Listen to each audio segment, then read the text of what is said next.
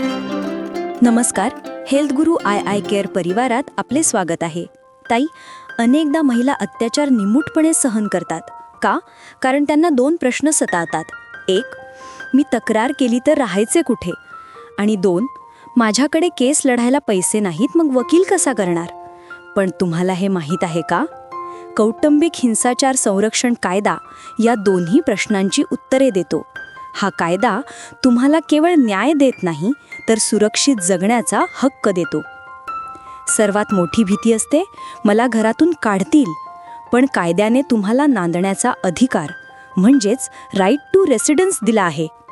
तुम्ही तक्रार केलीत म्हणून तुमचा पती किंवा सासरचे लोक तुम्हाला घरातून बाहेर काढू शकत नाहीत.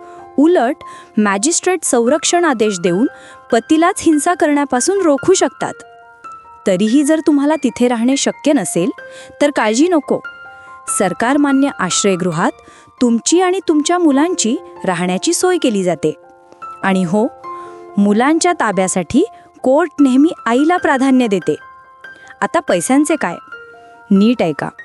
तुम्हाला लग्नात मिळालेले दागिने, कपडे आणि भेटवस्तू हे सासरच्यांचे नाही, तर तुमचे आहेत. ह्यालाच स्त्रीधन म्हणतात.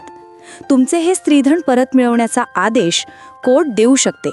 तसेच तुम्हाला झालेल्या त्रासासाठी तुम्ही नुकसान भरपाई मागू शकता.